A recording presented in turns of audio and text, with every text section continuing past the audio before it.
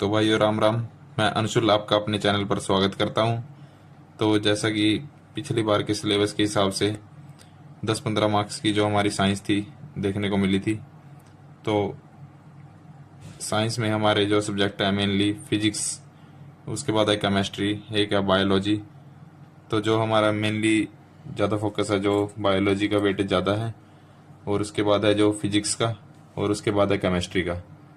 तो आज हम बायोलॉजी से शुरुआत करेंगे दोस्तों। और बायोलॉजी में भी जो हमारा टॉपिक है सेल, आज की वीडियो में हम सेल करने वाले हैं। तो जय मां सरस्वती लिख के आज की वीडियो की शुरुआत कर देते हैं। तो जैसे सेल की डिस्कवरी थी जो, वो किसने करी थी? एक डिस्कवरी की थी डेड सेल में और एक करी थी लिविंग सेल में। तो जो हमारा डेड सेल है दोस्तों, उसकी करी थी कॉर्क में। कॉर्क में किसने करी थी? वैज्ञानिक थे ये रॉबर्ट हुक। तो इन्होंने 1665 में डेड सेल में सेल की खोज की थी। और लिविंग सेल में जो की थी वो करी थी पोंड में, जो तालाब है होता है उसमें करी थी एंटोन वॉन ल्यूवेनहोक ने, और 1774 में। तो लिविंग सेल की तो करी थी 1664 में ल्यूवेनहोक ने, और जो डेड सेल की करी थी कॉर्क में, वो रॉबर्ट हुक ने।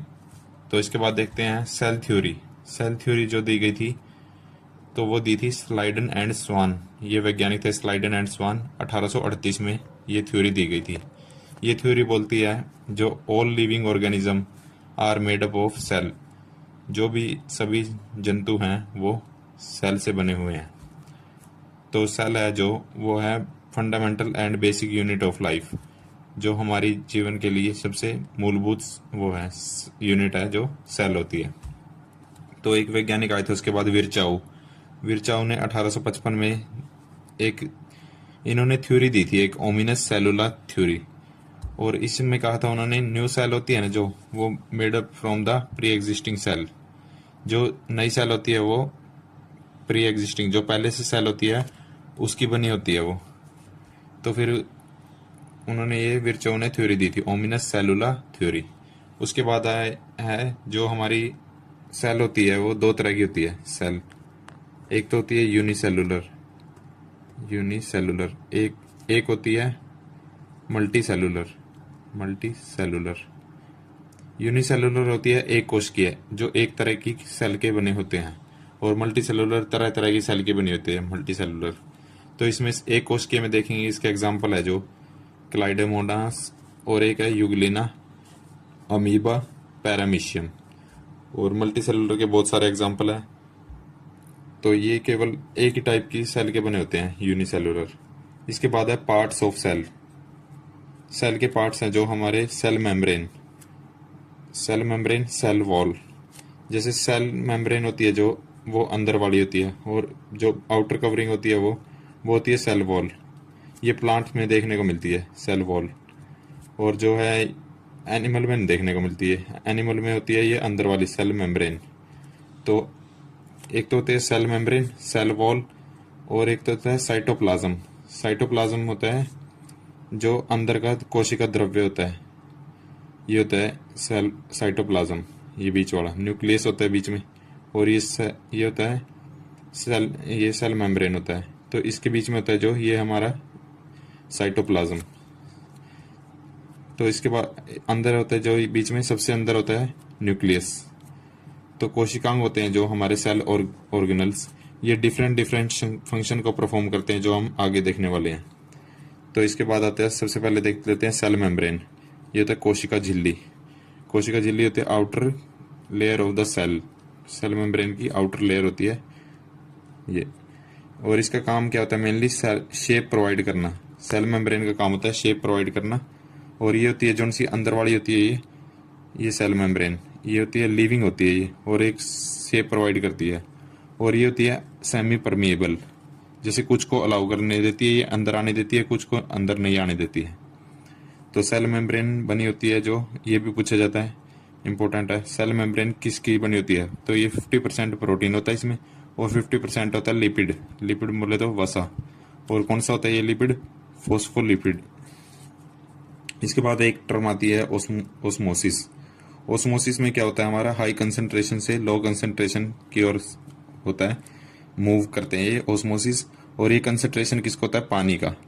अगर जो सोल्यूट का होता है तो इसमें सोल्यूट सोल्यूट का हो जाएगा लो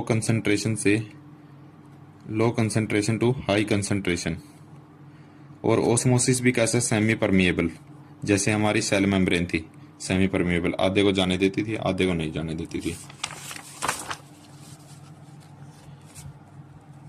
इसके बाद है हमारी सेल वॉल, कोशिका भित्ति। कोशिका भित्ति का भी यही काम होता है जो सेल मेम्ब्रेन का था, शेप प्रोवाइड करना। बस इनमें अंतर होता है, वो होती थी लिविंग सेल की बनी होती थी सेल मेम्ब्रेन, और सेल वॉल है जो ये डेड सेल की बनी होती है।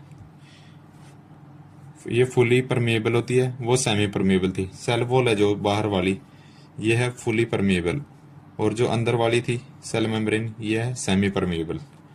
तो नोट, सेल मेम्ब्रेन है जो सभी ऑर्गेनिजम्स में मिलती है। सेल मेम्ब्रेन अंदर वाली जो सभी में मिलती है, जैसे कि मैंने पहले बताया था। और सेल वॉल है जो, सेल वॉल केवल प्लांट में, बैक्टीरिया में और फंगस में। जो ये बाहर वाली है, ये बाहर वाली है फुली परमिएबल होती है, आने जाने देती है हर एक चीज़ों को। तो ये होती है प्लांट में, बैक्टीरिया में, फंगस में। तो एनिमल्स में तो सेल वॉल मिलती नहीं है बाहर वाली, केवल प्लांट में, बैक्टीरिया, फंगस में। तो प्लांट में सेल वॉल किस चीज़ की बनी होती है ये पूछता है, तो ये होती है सेलुलोज की।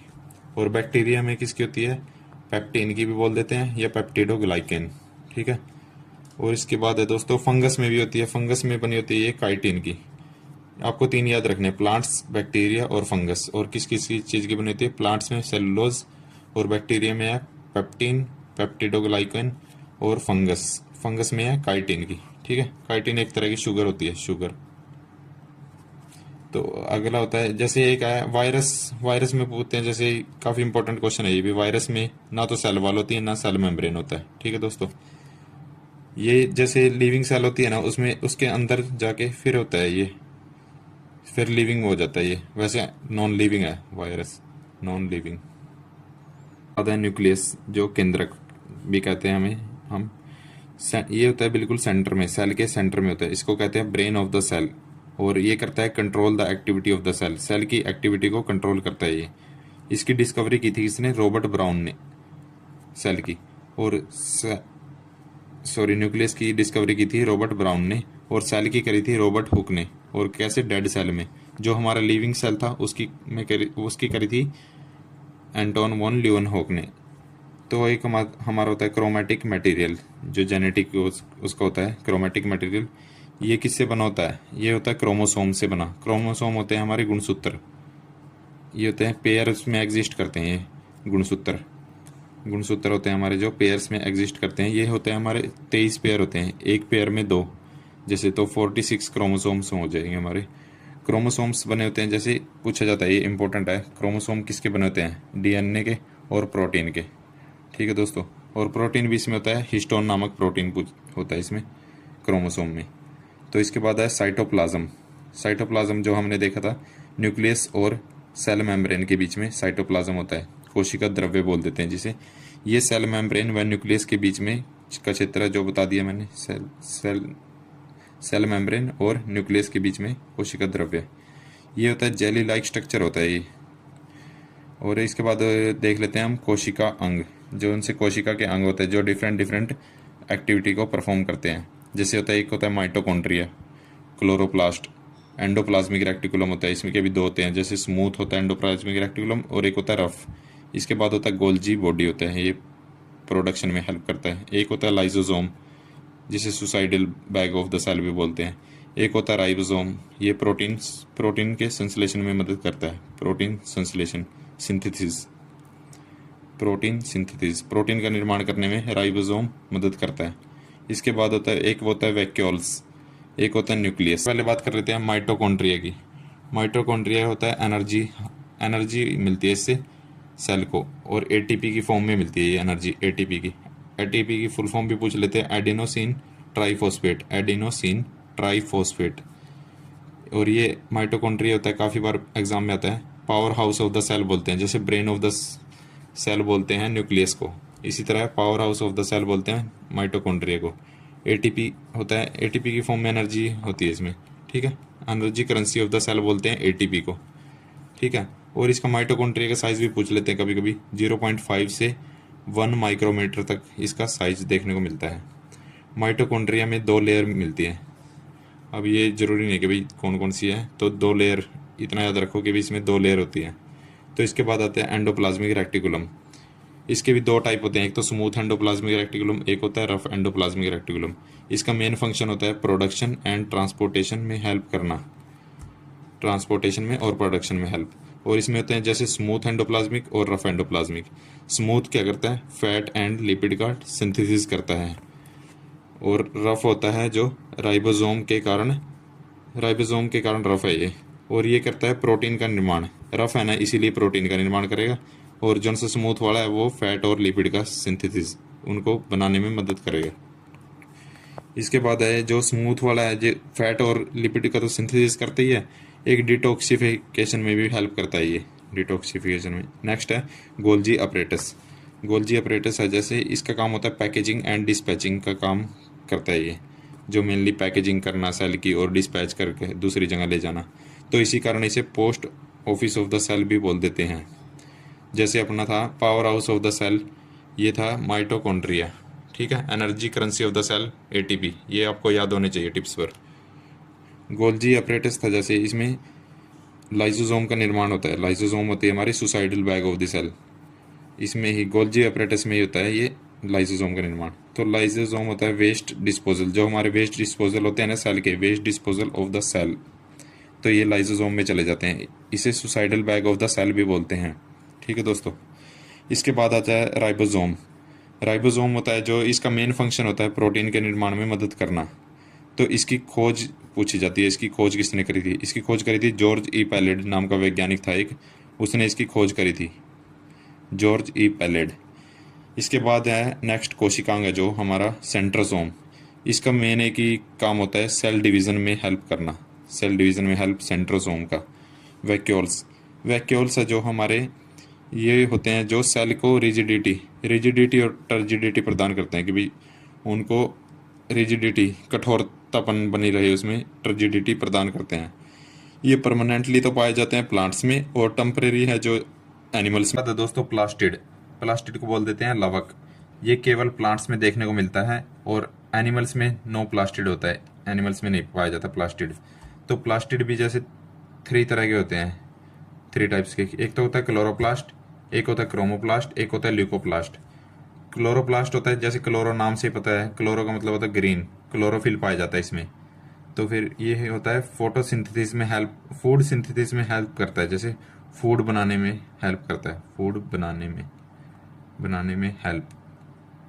और ये होता है क्रोमोप्लास्ट। क्रोमो मतलब होता है रंग होता है क्रोमो का मतलब, तो कलर प्रोवाइड करने में हेल्प करता है कौन सा, क्रोमोप्लास्ट। और ल्यूकोप्लास्ट होता है जैसे ल्यूको, ये होता है स्टोरेज में हेल्प करता है। स्टोरेज किस चीज़ की? स्टोरेज फैट की, प्रोटीन की और कार्बोहाइड्रेट्स की। तो दोस्तों आपको वीडियो अच्छी लगी हो तो वीडियो को शेयर करें, चैनल को सब्सक्राइब करें और ज़्यादा से ज़्यादा वीडियो को लाइक करें। तो जय हिंद, जय भारत।